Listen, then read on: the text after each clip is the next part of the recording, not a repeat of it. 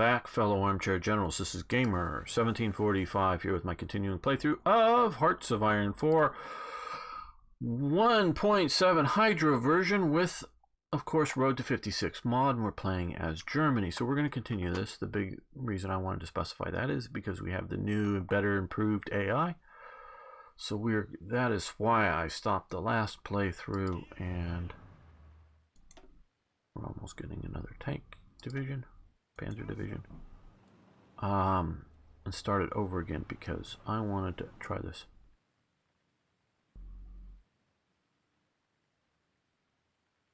Yeah, but see, what I want to do, or what I'm envisioning this IKB, is the US and or other nations go in, and they have built some highways, but go in and really put a spider web of well-built roads that are fairly wide, fairly big, and then leave. Because let it take 30, 40 years or more, that, you know, a generation or more of allowing stuff to flow in. So it's not like an overnight thing. It's not something that the outside world is going to come in and maintain. It's just try to build the bridges good enough, solid enough so they don't get washed out and that they're hard to blow up. And try to make fording points, you know, or lower down simple bridges as an alternative, so that you just sort of let it go and then leave, and you just sort of culturally, you know, do the other great American thing is spreading our culture through, colloquially, Hollywood, but through our media and culture to the rest of the world, is sort of that kind of thing. Okay, so. Yeah, we'll do the anti-Comintern pack. 7 days, that won't disrupt too much, and we'll do that. So you're not wrong in your sort of tactics for if we were going to continue beyond it, but I just want to do it and get out and go. Befriend Poland? Nope. We're not that optimistic. Optimistic knowledge, no. Memo Lithuania folds. Okay. And again, should this be Germany? Well, if you were Woodrow Wilson and have your, I forget which point it was, that local areas should determine what country they want to be part of, the great majority of the people in Bemmel would be, at this time, wanting to be part of Germany. They were a predominantly German area that very much wanted to be part of Germany. But that doesn't mean that it shouldn't be Lithuania either, because that. Befriend Poland, that's what she said. Okay. So, let's see now. We're going to, because we have right now just a minimum sort of defense force for.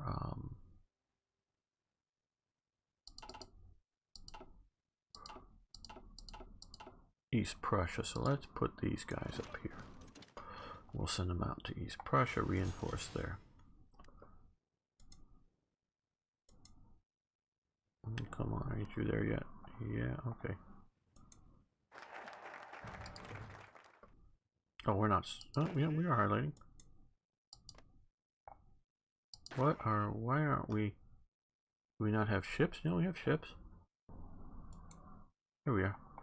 I don't know, maybe I was clicking on the anti-aircraft gun or something. I wasn't taking it. Okay. Anti-Comintern Pact. Well, Fate of Czechoslovakia. We are in, well, that was more 39. Not that we have to do it, but I don't want to push too fast, too forward. Well, it's actually not so much the port of here. It just, sometimes, like if I'm clicking the anti-aircraft gun or some other icon, it doesn't register right. Not really sure. Okay, but not only do we want to do the Fate of Czechoslovakia, I'm also looking at like establishing Volkswagen 35 days, which we want to do that at some point here. So I'm trying to expand Lebensraum. I don't know that we want to do that right now, but we can combine the SS and the Gestapo. I know I mentioned this last time, but I'll do it briefly here. The Gestapo was sort of the political police, the sort of intelligence police of Prussia, of the state of Prussia. Before Hitler comes to power, Goering actually takes over. Goering becomes the president of Prussia, if I think the title was, and so he's actually in charge of the Gestapo for a while, and then eventually the Gestapo is rolled into the SS. Yeah, we'll do it another. And okay, well, let's be smart about this and look at C. Okay, lots of artillery, lots of.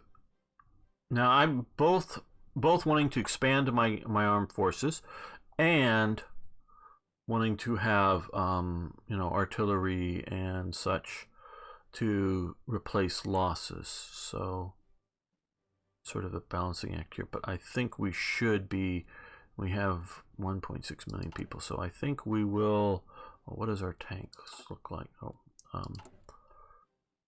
Okay, 500 tanks and 2,000. Okay, so we're going to come in here. Let's add 2 of those to armored units. I think we'll do that. The other thing here is. Are we still, because I know I went to, okay, we're still doing Jaeger division, so let's add 1 in the east and 1 in the west. Okay, Tippett, very good playing with you. Hopefully we'll play more in the future. Ask Herr Flick of the Gestapo.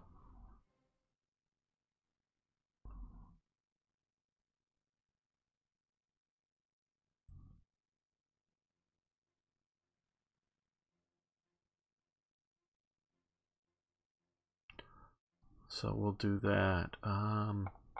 We're also going to get paratroopers too. We'll want to do that. Okay, so a lot of bombers, heavy. Okay, we could use more heavy fighters or transport planes. So let's look at both of those. Heavy fighters 3 factories, transport planes 2. Let's go that and then this for the next one that shows up. Get that sort of locked in.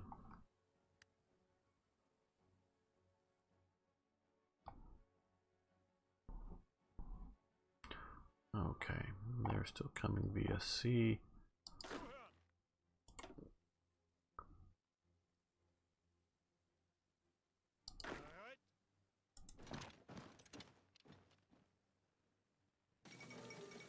The 4th International. That is one of the, I mean, hey, 100 million killed. Okay, you want to be really conservative. 50 million killed or something by communists in the 20th century alone. Well, I mean, they did start in the 19th century, but really only got any sort of power in the 20th century. Beyond just simply killing the mass of humanity, the big problem that I've always had with, I mean, obviously the system is evil. I do believe it is the communist system. The idea of communism is an evil doctrine. But beyond all of that, it's that the international is that it wants to impose itself on everybody else, and that is where it's just so if you wanted to peacefully practice communism in some country and not try to spread it to all your neighbors.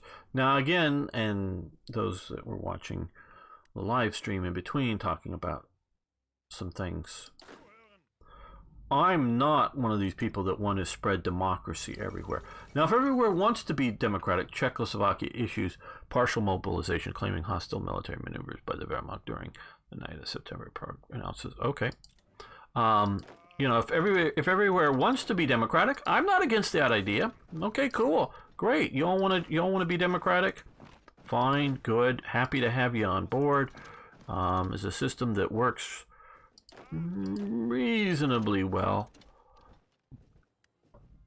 And so, yeah, but I'm not one of these people that want to spread democracy as a goal unto itself.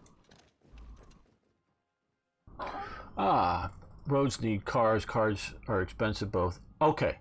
Knowing how to drive. Individual trains make it easier for young. If his family doesn't improve, only needs to save up for a train ticket. Okay, well, I hear your point, but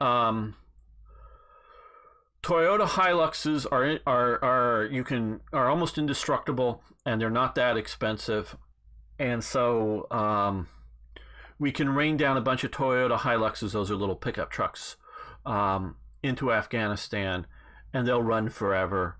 And yeah, you want them to have that because they'll want gasoline, so they'll want trade, so they'll want to be connected with the rest of the world. Where if you just have trains, see this is something that a lot of Europeans don't get, and maybe even Americans of the youngest generation now don't get. A train is one of two things: something that belongs to somebody else, or something that is collectively owned by the people. Like in America, the Amtrak, not all the trains that run around America, but Amtrak is sort of a government owned, though privately sort of managed or something, but government subsidized government corporations, because most, even, I think even most of the trains, the Amtrak trains, run at a loss in America.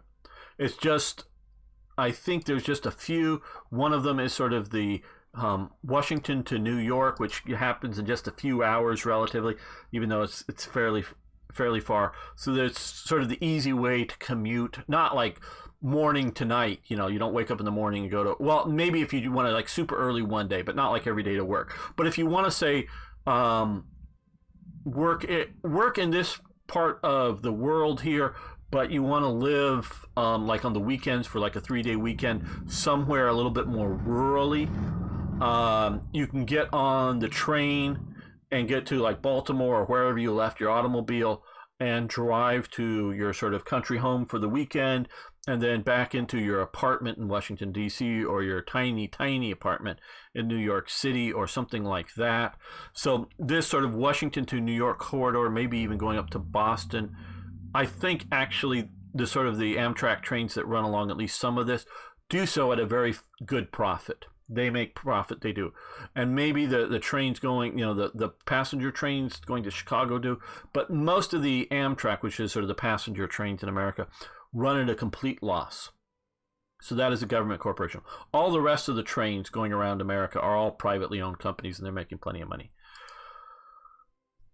I believe, I don't know, and I'm sure IKB, if anybody has direct questions. Oh, IKB, I don't plan on making any more Railway Empire today, just because of things. We'll get to some more, but there are some really good questions on the one that I just posted yesterday that forget Jeff, I think, asked, that you might just want to look at to answer for when we do play it next. Some really good questions, actually. But if you have any specific questions, he can answer. I think, some of these different railways, passenger lines in Europe are owned by some of the countries, their national railway companies, or whether they're privately owned. They're owned by somebody else, or they're communally owned. Where a automobile is something that you own. It is yours. You care for it or not, but it's, I don't wash my car anywhere near. My car looks dirty and outside. It's I just don't wash it. But some people really like to wash their cars and keep it all shiny and new and nice looking, and that's fine. I don't, but I like it that way. I just don't take the time to do it. So it's an individually owned thing. So if you owned a little pickup truck or some other utility vehicle in Afghanistan, it's yours. Where a railway is somebody else's thing. You don't care about it. You don't care about the tracks. You don't care about it communally. Where if you have a car and you have a village and somebody blows up the road, you and your friends are going to go out there and try to repair it because your truck drives on that road. Hey, thanks for following the channel. Where if they blow up the railways or it just needs its repair, well, then the company has to send out the people to repair and maintain the railways. And so that all takes time, energy, effort. And that's a difference. And I know cultures are different around the world, and I'm not saying Europe needs to be like America, but I just don't think, you also, particularly in New York, most of the people don't own automobiles in New York, and I would say the majority of the people in New York don't even have a driver's license. So things aren't true for everywhere in New York, but it's a different sort of thing, and so that's why automobiles and roads are really more the answer for changing the culture. Because if the people go, hey, I need gasoline, the individual, then he'll want gasoline. And so he will try to get money to get gasoline. But if it's, hey, there's this company out there that needs, whether it's coal to run a steam engine or diesel to run a diesel electric engine, he's going to complain about the high ticket prices to maintain the railways and to run them, and not care about that, not care that they have to need foreign exchange currencies to be able to import oil.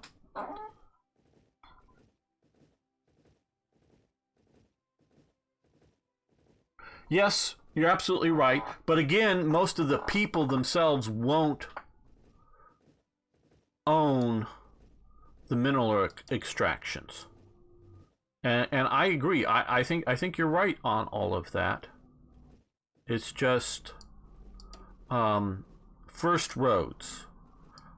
I'm not saying not to do railways. Okay, we want basic rubber plants. That is worth doing now. And mentioning that, well, we can't do rubber plants yet, obviously, because that's what we're trying to get basics. How are we doing with radars? Okay, none yet, and we're in 38. So let's go radar here. Trying to look out to sea. Well, that'll get us the most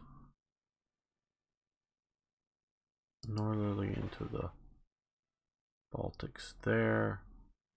And yeah, we want to look out over Italy as much as we can.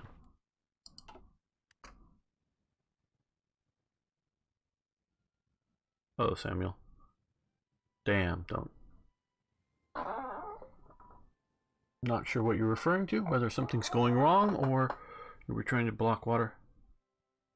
Oh, okay, it's just me playing individually right now. Continuing the playthrough that I started before. We're in 38 playing as Germany.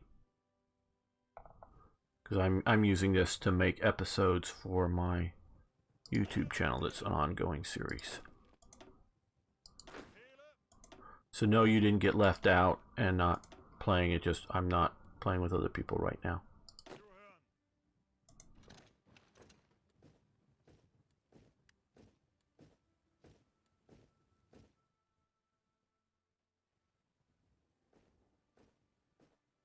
Okay, go to sleep. Thanks for subscribing, and yes, these will be going up on YouTube, including your chats.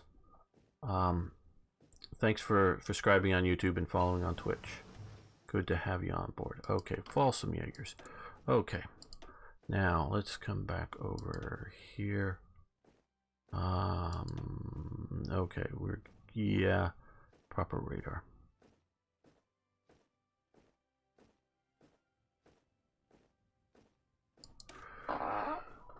Hi, future me. It feels good, man. Yeah.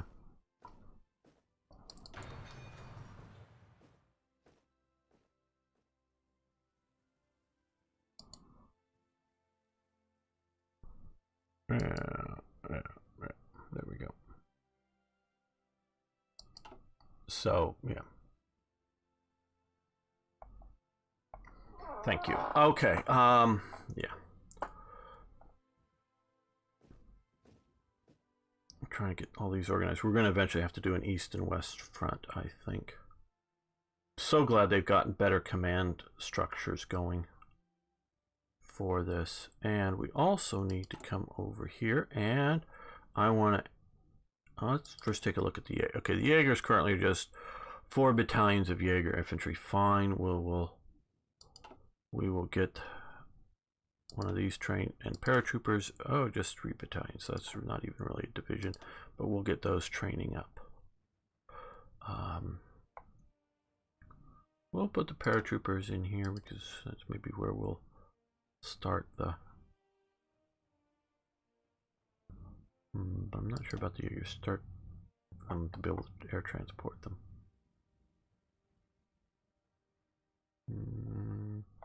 We'll go southern areas here. Oh, the wrong button, didn't I? That one. Okay, there we go. Now, let's see. We have some army experience. So let's take a look at first the paratroopers. So we add another paratrooper, support artillery that's paradroppable, and recon. Okay, that's still a very light thing, but I don't have a lot, so I'm not going to burn up all of my points right now for that, but get something going. Now here again, a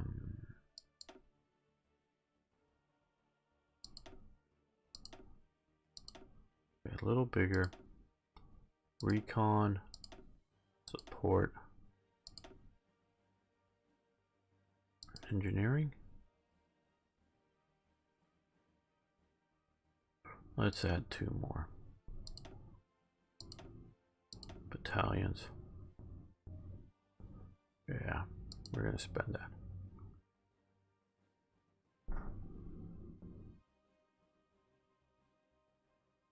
Oh, Discord. Just a second. Let me try to get another invite here for that. Okay, invite people, copy. Try this link. See if that link will work.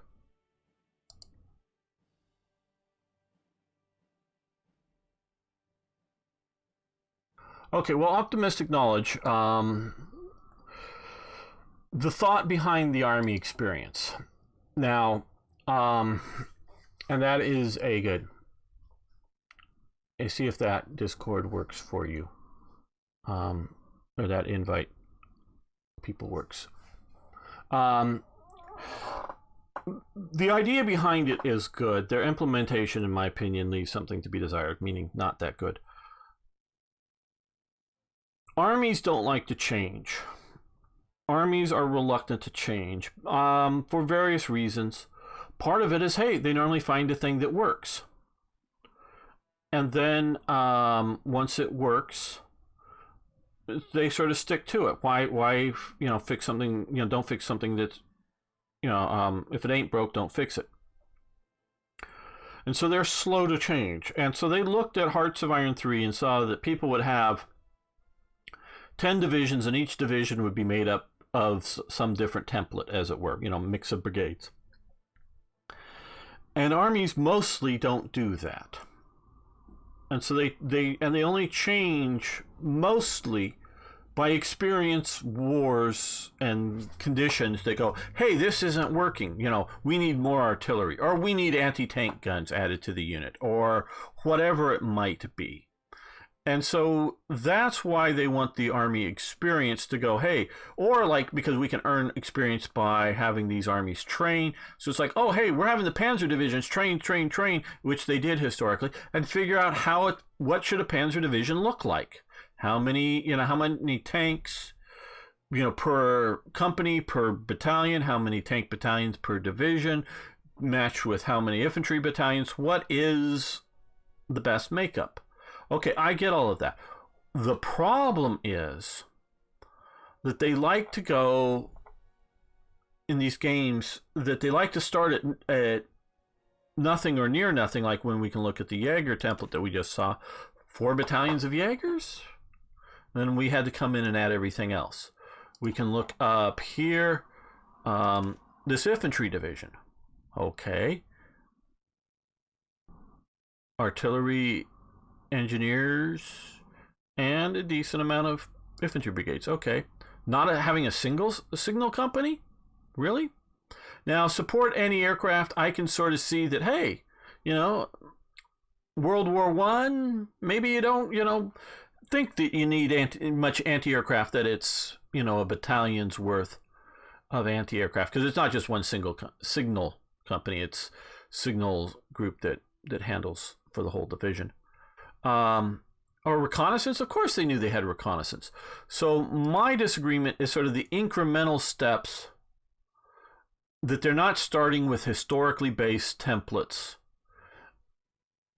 and are doing it, incremental. That's where I sort of disagree with what's going on here. Not so much requiring some Army experience to make changes.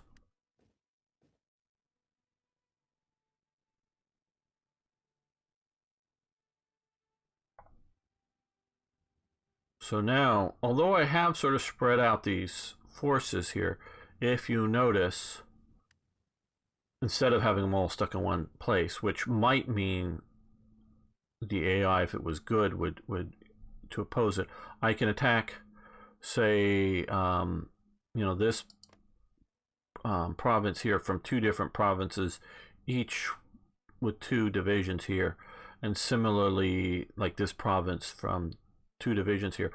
And so we concentrate our forces through, even though it is spread out.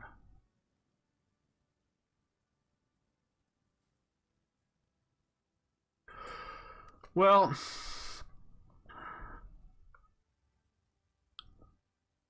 if training didn't have a cost, we would have all these guys constantly doing jumping jacks. And since we don't have a thingy in the game called supply anymore, we have supply effects, and I want to state that because I've often been in arguments, including with the developers of the game. Supplies in the game. Yes, supply effects are in the game, but supplies themselves are not. So, I want you here. Since we don't have supplies in the game, which would equate to food, but definitely equate to things like ammo and gasoline, though we now have fuel back in the game, is sort of the consumables of warfare. I have 2 Mauser rifles from World War II. Obviously, they weren't consumed in the war, but rifles were consumed in the war. They did, soldiers dropped them on the battlefield and they weren't recovered when they were wounded or just doing other things. So it sort of meant the concept behind all this was, you can see some of this. Oh no, I want to come here. In infantry equipment. And it sort of also means the bullets and the hand grenades that you're using up, as well as the rifles. So that's sort of the thought. But is training enough? I feel like only real war would actually make changes in Army experience. Obviously, this is Army. Okay, well, no, training is a critical element. War is a more critical element. I don't know I think you were around when I was talking about how Germany at the start of, and before the start of World War II, they decided to paint all their Panzer gray and their other trucks gray, because they were sort of looking, hey, there's lots of trees where most of the places where we're going to go, and we really don't think we need to, because you can look, if you either a few colorized or other paintings of, vehicles. A lot of the French tanks were wildly camouflaged in World War One. So Germany saw this, and if you look at some of the German, the A7V or whatever, I know there's an A and a 7 and a V in it, but I think it's A7V. They're big sort of mammoth tanks. Those were camouflaged up. Those weren't just one color. So both sides knew about camouflaging vehicles, with paint jobs. It wasn't some arcane knowledge that they didn't have. But Germany goes, it's not really important. we're mainly worried about because they were preparing. See, armies often train and practice to fight themselves because they think they're doing the best thing, and so they figure the enemy, if they're as smart as we are, they're going to do what we're going to do. So they were training up their Luftwaffe to do, air, Stuka dive bomb type attacks and that kind of thing. So we want to keep our tanks and our trucks from being spotted from the air, and they're going to be driving along roads, now often dirt roads, but so it's not necessarily asphalt roads, could be, but we want to be able to have dark vehicles so that when we park them in the shade of trees, because when we hear airplanes come, we're all going to drive the trucks and the tanks under the trees or next to hedgerows or whatever it is to sort of hide them. So that's what they thought they wanted to do. Well, by the end of the war, you got Americans are sort of like, yeah, all we need to do is olive drab. Maybe we'll paint it white and snow, but otherwise we're doing it just about everything olive drab. And the Germans were going for the most camouflaged designs they could on tanks. So the war taught the Germans, no, it is best to camouflage your tanks and camouflage them to the actual environment that they're in. So the Germans painted all their tanks the same ochre, as it was called in my day. I think they may have officially now sort of changed the designation of the color, but the ochre color that some people mistake for the sand color that the Africa Corps. The Africa Corps actually paint job was a slightly different color, but they paint it as an ochre and it's sort of a brightish color because we're sort of looking at some brightish deserty sort of stuff out here in Russia, as well as wheat fields and other things. And then that's the base coat. And then you put dabs of darker paint on top of it based upon the environment that you're in. That was sort of the idea, was an ochre base coat, and then units were going to paint it up as needed. And then, of course, as winter comes, you paint it, whitewash it white, and then either remove the whitewash or paint over it again if your tank is still lasting back into the summer, back to camouflage. So that they were planning on doing this, and that comes into the Germans' thinking. So war is sort of the acid test, and they change it. But you can look at, because I have looked into various large maneuvers going on in Germany during this time, 1938, as well as smaller maneuvers of the very early Panzer Corps, Panzertruppen, that were going on, where they were experimenting with how and what were the units going to be like, what were they going to, how were they going to function. And so they were still just experimenting with all of that.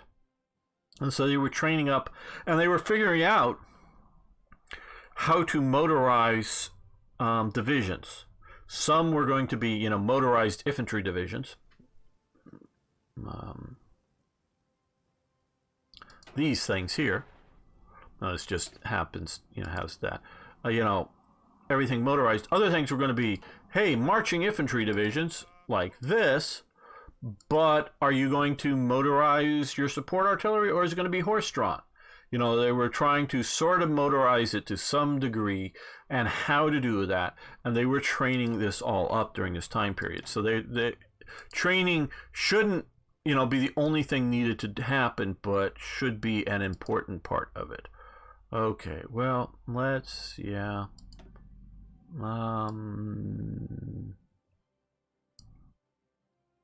we're gonna do, what's our current,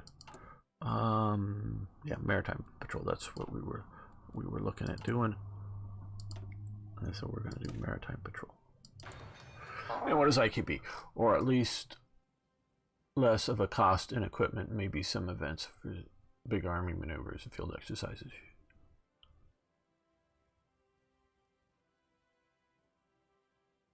Yes, optimistic knowledge. That's sort of my thoughts on it.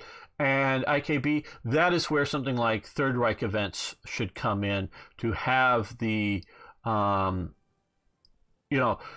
because if it was zero training cost, I would be having all these guys doing the jumping jacks. Just all the divisions, they would be, and we can, this division here, because I normally rarely do this. What's the, some of you guys do it a lot more. You can see how little I actually do this. Stop the clock.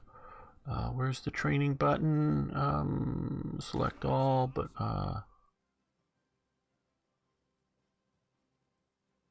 Man, you can see I really do this a lot. That was one of these. Oh, here it is. Yes, exercise. Okay, we're putting this division to exercise. Here, yeah, it is down here. Yeah. We would be doing this all the time. There would be no point in not doing this. So we need to have it a cost, and so set it up to have events. Oh, this is, yes, I want to get anti-tanks so we can start building anti-tank guns.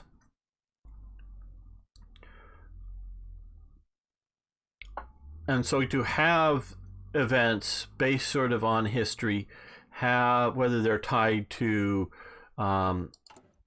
national focuses, you know, it could have like a 10-day national focus, two or three 10-day national focuses for Germany to big army maneuvers, and, you know, give them 100 experience points or something like that, and just have a few of those things, or whether you time them to events or you time them to decisions, and have a limited number so that you get some experience for your troops, you get some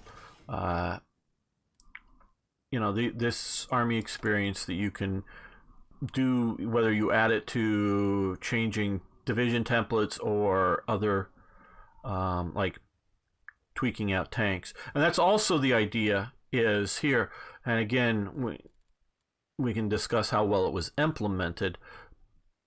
But the idea is oh, well, we've been in battle a lot, so let's come over here and go, oh, well, we realized that we need more armor. Now, we only realize that we need more armor is because we fought somebody else, meaning we've earned some army experience. So I'm going to spend army experience on getting more armor or some such thing.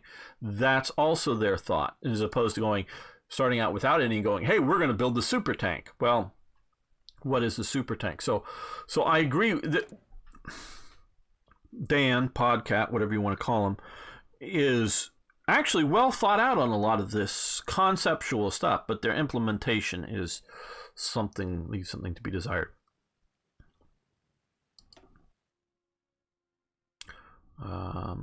Well, more than just simply, though that is a good thing, that I want to build more armaments factories. I do want to put anti-tank guns into production soon, so we need to get some more factories doing that.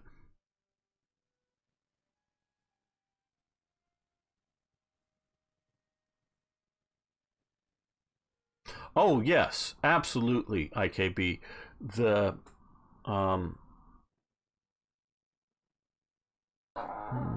what? Oh yeah, that's right.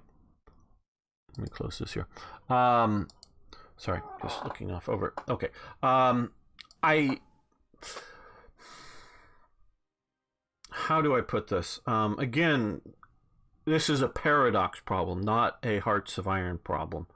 Paradox likes to start out everything at 0 and build up from point 0. It is a serious problem with their design concept. And I understand that they're not building a simulation. I understand they're building a game. Okay.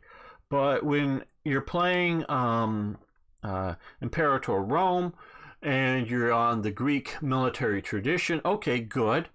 And so that you can have, and they don't have all the good ground units that, say, Empires has, but you can have heavy infantry units in the Greek tradition be different than heavy infantry units with different benefits and detriments than heavy infantry in the Roman tradition. Okay, so they've thought that far ahead, and they're right about that. And they're not, and I want to show you another game here later. I'll get to your question in just a minute. Lubakan, good to see you here, and hello, Zen. I think I'm reading that right. Your name for me is light green, so it's hard for me to read here. I want to show empires before the end of the stream here, but okay. So the Greek tradition. Now, so you have the Greek tradition tree for Egypt, because it was the Ptolemies, the Greeks, that were running at the start of the game. And so they're right about this. But one of the traditions to get is the sarissa, which is the super long pike, if you will. It's actually longer than a lot of the pikes of Switzerland and the other sort of pike blocks of the Renaissance. It's a really, really long pike. I think the longest practical infantry pike in the ancient world is the sarissa. Okay, well, there's a problem with this. This game starts, 10, 20 years, I forget the date, supposedly after Alexander the Great's death. Well, Alexander the Great's army is primarily, his heavy infantry, is primarily armed with a sarissa. So the Greek tradition for the Ptolemy's army, which is a good chunk of the army, is literally the same soldiers that marched with Alexander, though some of their sons and grandsons are now starting to come in, are the exact same troops, though, and literally some of them are the same troops, that marched with Alexander that carried the sarissa. So why do I need to learn the tradition of the sarissa? That's wrong. Now, I've read a really good book that compares the Roman legions to the Macedonian phalanx. And in the last battle, there were four big battles between what we think of as classic Roman legions and the phalanx that are well documented. There may have been 100 more, but there's 4 of them that are known that are well documented. In the last big battle, there were still some Greek hoplite troops, which they're sort of the classical Greek troops that you see at the Battle of Thermopylae, that they're using, where they have a shorter pike and a bigger shield. There were still some of those troops around. So some Greeks, and some that were offering themselves up as mercenaries, but from some areas, they were still fighting in the hoplite style. And this is now a couple, 200-300 years after the time of Alexander. So military functionality that doesn't work is going to disappear by that time, again, to our use in combat. So there must be some good reasons to have a shorter pike, which we know some of them are, is that you can use them one-handed, because the shorter pike was used one-handed, the sarissa was used two-handed. You can have a bigger shield, so you're more protected from arrows. And there's some reasons for, I'm guessing, good reasons for the hoplite style as opposed to the phalanx style Greek troops. But maybe at the time of the start of Imperator Rome, the Syracusans down here, which are basically a Greek city-state, may have heard of the sarissa, may even seen a sarissa, but they haven't grown up from childhood using the sarissa. And using it, because you have to combine it with a smaller round shield. You can't use the big heavy shield, because that big heavy shield, you have to use one of your hands to hold the shield. The other hand holds the pike. But where once you go to the phalanx, you now have the shield more strapped to your arm, and it's a smaller shield, so you have your left hand free to help hold that big sarissa. So they don't have the tradition ingrained in their soldiers because they have to start at like age 7 or something to learn how to fight like that. So they've been going on a long time. So yes, the Greek city-state of Syracuse might not have the sarissa tradition at the start of the game. So it's a sort of zero sum that you have to get. This gets back to the idea that Afghanistan should have a different starting tech point for just about everything technological. I mean, that they should not be able to start doing mechanical engineering or some such thing. And that's what I don't like. And I want to get to Lubican's knob question. China, this is a country, so you have no clue how to fix it before the Nipponese invade. Any advice?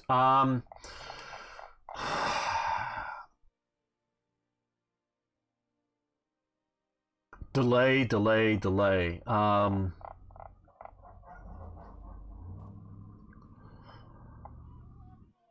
I've defeated China as Japan. So I played from the Japanese side. I've not played from the Chinese side, so I don't have solid advice. As we can see here, the Japanese will um, do naval landings to get around you. So, obviously garrison the ports as much and as long as you can to keep them from taking it.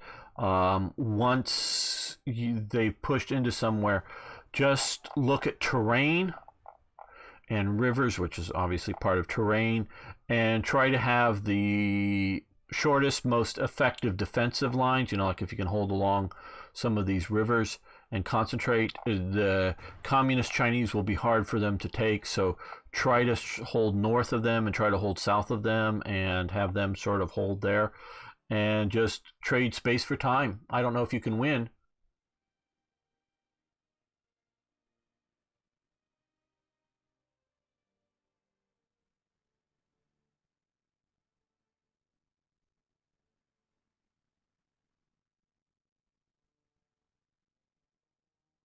Protected points, yeah. You should play as the Thunder Dragon Empire. Okay, go after, tech trees. Um, yeah, focus on, I would try to do artillery and because I don't think going to throw maybe minimum anti-tank, but I don't think they're going to do much in the way of armor against you. Try to get maybe mass assault would be your best best doctrine plan, and just focus in on like digging in your pioneer infantry type entrenchments. Don't go after fancy techs. Again, stay on basic machine guns and rifle type techs here. Forget about most of this other stuff and just focus, and focus probably dispersed factory to get your best production capabilities that you can with that.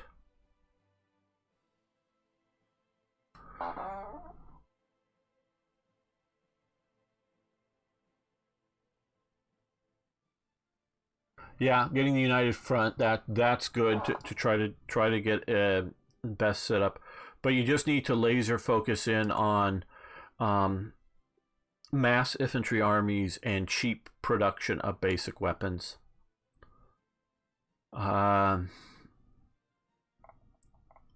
Build factories as much as you can back in your interior, and just think, hey, yeah, the coast and whatever is, you try to make them pay for it smartly, in that as you're retreating, or as they're coming, retreat when it's good time to retreat, and it's better to retreat with units intact, and just try to in your interior hold out, let them have the rest of this. No ability to destroy dams or do things like that. That would need to be more event based type of things that need to happen. Don't think we'll get to the war today, but we will get there. I'm really looking forward. I want to play with the new AI. I have not properly. We did look at the new A Spain, which the Spanish Civil War actually turned out fairly good.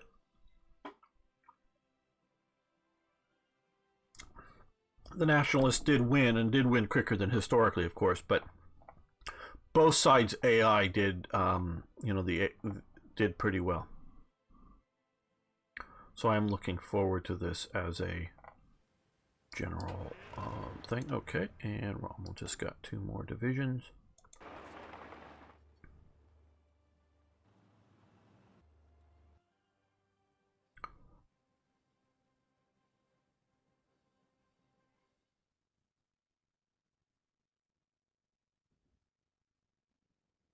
Interesting. I'm just too I don't know, anti-communist to want to play as the communist and get emotionally behind it. Okay, purge political opponents. Expand military industries. Oh, we have to do that to get to there. 70 days to get to expand military industries. Consumer goods down by 5%. Okay, November 38. Yeah, we've already got the Sudeten land. Yeah, we got the time, I guess, to do this now.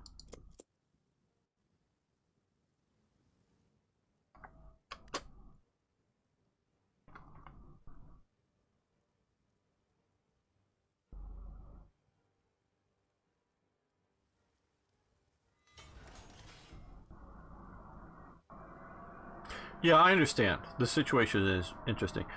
Um,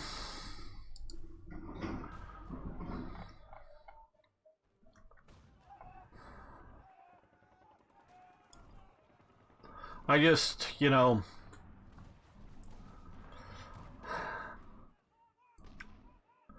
I think the communist Chinese are overpowered in both Hearts of Iron 3 and 4.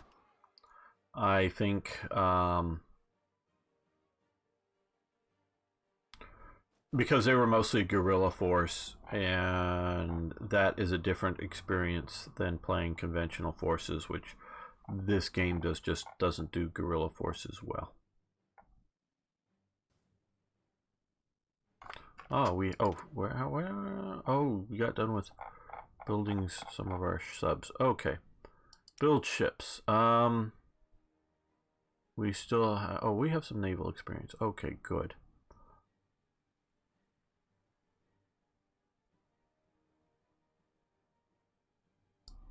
Let's see here.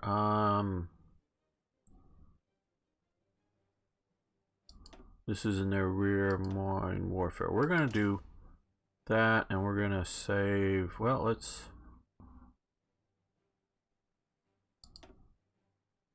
We do. Okay, oh, well, let's go. We have level 1 engines. We'll do level 2 engines, and torpedo. Yeah, we already have level 2. That's the best we have researched. So back. So we will do mine laying subs. Save. Okay. And so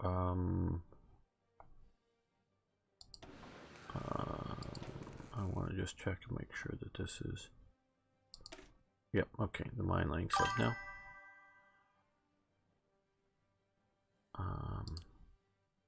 Full production of that. We're gonna do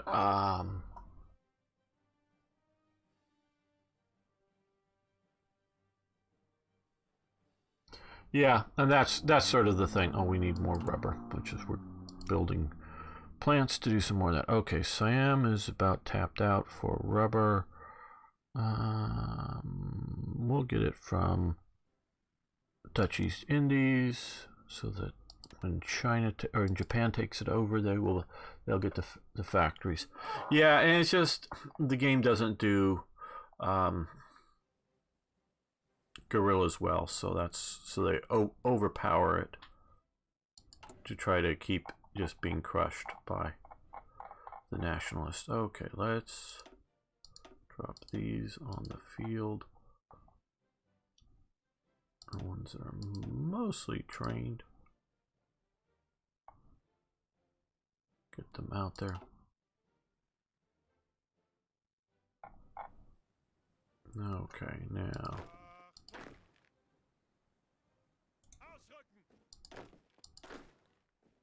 This is going to be our line of holding here. These guys come over here to get ready to be a bit more offensively placed. Fill that little gap.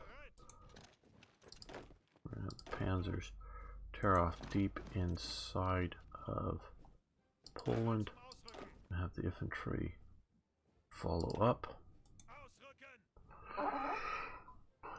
And for me is that China is quite interesting in terms of terrain, and I really enjoy the part of the game, the lower level tasks. Yes, playing in Europe far too long, I get bored with knowing exactly what. Yes, you're absolutely right. I get that entirely. If you've done something to death, now I'm mostly just going into different mods, so it's not the same thing. Obviously, the terrain is mostly the same, though some mods do tweak that a bit, depending on which ones you're looking at.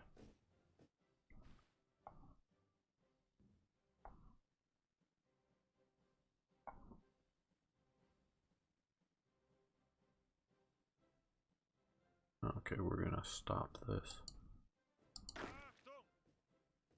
Stop that. Got a little experience there, but I don't want to continue to consume equipment. And that is sort of my grievance too, is the amount of equipment versus the amount of good it's doing them.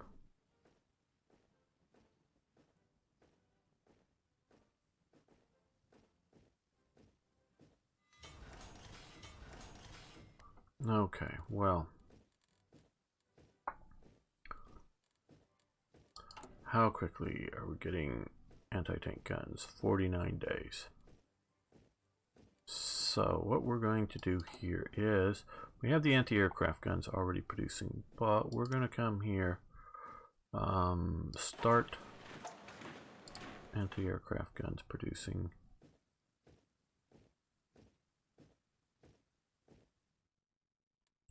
And we're actually also going to come in.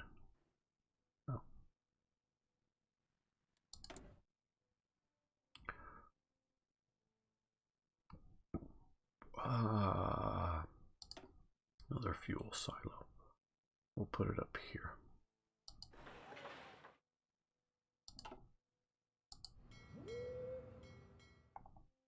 Okay, guys, you're back from training, are you?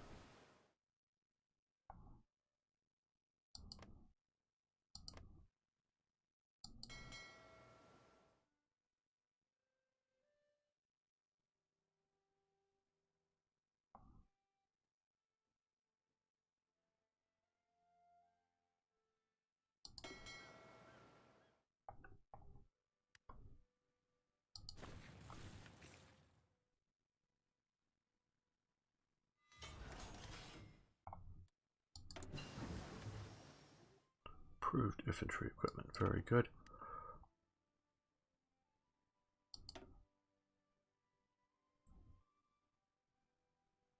I want a bit of an internal radar as well. So we'll do that with that slot, and then that's just gonna very soon.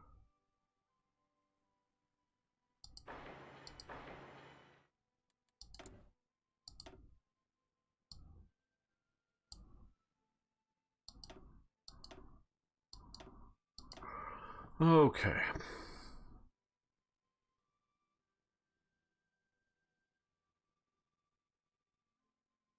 Soft attack, heavy firepower, defense, max entrenchment. I know we get a bonus from tech sharing with Romania, but I think we're going to be a more offensive type army, so we're going to go with more firepower instead.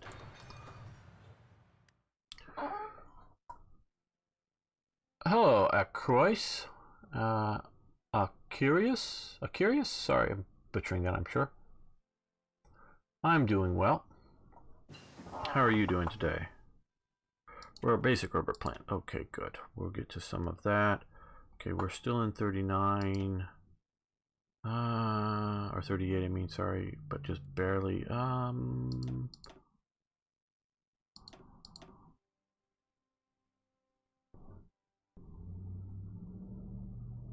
Reptarge thrower.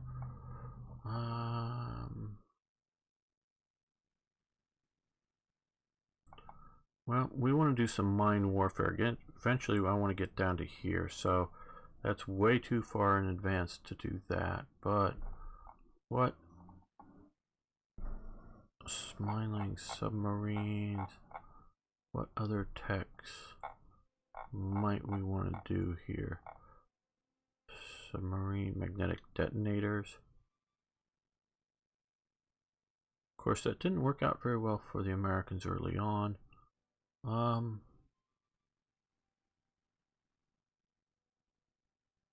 Yeah, we'll do that. No, I'm not going to spend extra to boost the research.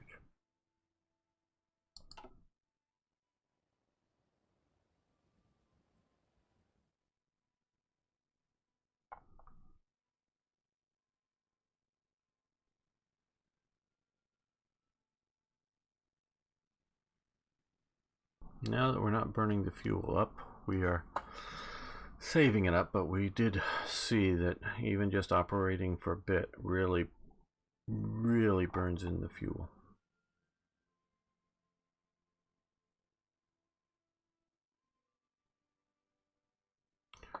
And we're going to continue the stream, but this episode is going to be over. I want to thank everyone for watching. Thanks for liking the videos. If you haven't already, please subscribe to the channel. And of course, I love hearing from you, so if you would, post a question, comment, suggestion. See you next time for more Hearts of Iron.